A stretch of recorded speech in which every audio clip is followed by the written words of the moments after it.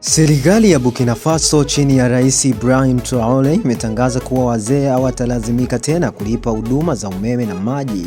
Tangazo hilo limetolewa na kiongozi wa mpito wa nchi hiyo Ibrahim Traore, ambaye amesema kuwa huduma hizo zitakuwa bure kwa wazee wote nchini humo.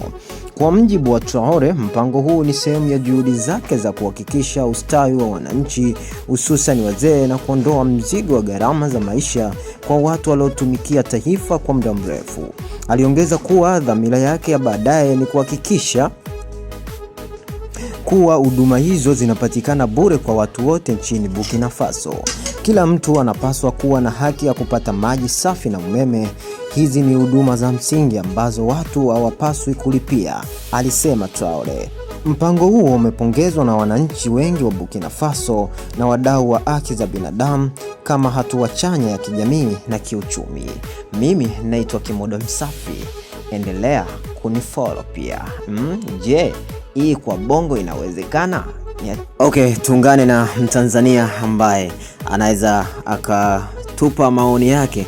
Hivi kwa Bongo inawezekana, yani kwa Tanzania inawezekana kama Traore anavyohitaji kwamba wazee wanabidi watibiwe bure, alafu pia kuhusu masuala ya maji na umeme? Ngoja tumsikilize. Vipi maoni yako wewe, unaonaje sakata hili la Traore, the way anafanya maendeleo kwa Tanzania? Unahisi ili jambo linawezekana? Kwanza viongozi kama viongozi, rais kama rais wa nchi anavyoingia huwa anatamani au ana vipengele vyake muhimu ambavyo anataka yeye avitimize katika muda wake wa uchaguzi au katika kipindi chake ambacho anaongoza.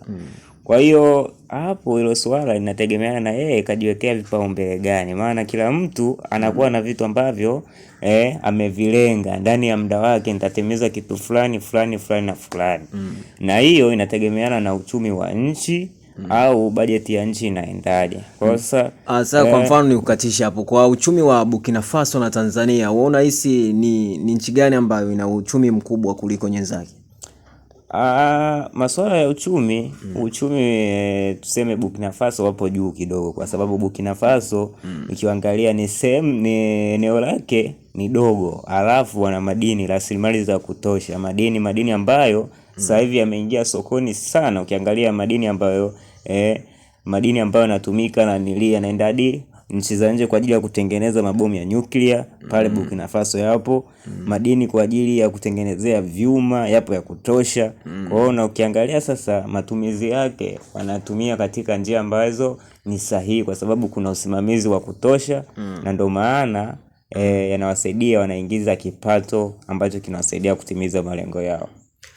Sasa kwa Tanzania kwamba hicho kitu hakiwezekani, mbali na kwamba kila mtu anakuja na protokoli yake rais?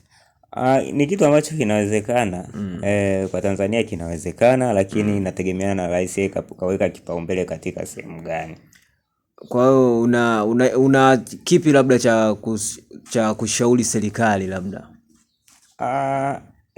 Serikali wanamshauri wao, tuseme ni kama maoni labda kutoa maoni ninavyoona, basi na wazee wazingatiwe.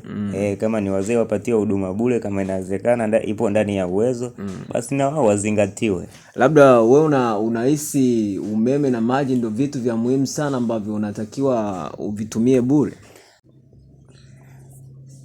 So umeme na maji ni vitu muhimu ambavyo unatakiwa vipatiwe kwa wazee wavipate bure, bali kuna vipengele vingine. Mfano kuna kipengele upande wa afya, matibabu, kwa sababu wazee ni umri fulani hivi ambao wanafikia na magonjwa huwa yanawaandama kwa kiasi kikubwa. Kwa hiyo kuna hata upande wa afya inabidi wazingatiwe. Huyo alikuwa ni mdau wa maendeleo katika upande wa Tanzania, tumeweza kuzungumza naye.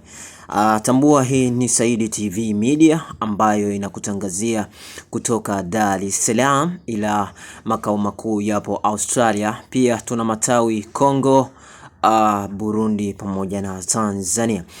Usisahau kusubscribe, kulike na kucomment, kushare pia hizi habari zetu, na kwa taarifa yoyote pia unaweza ukatuwekea hapo kwenye comment itakuwa ni vizuri. Tufuatilie pia kwenye mtandao wa Facebook, tunatumia Said TV Media.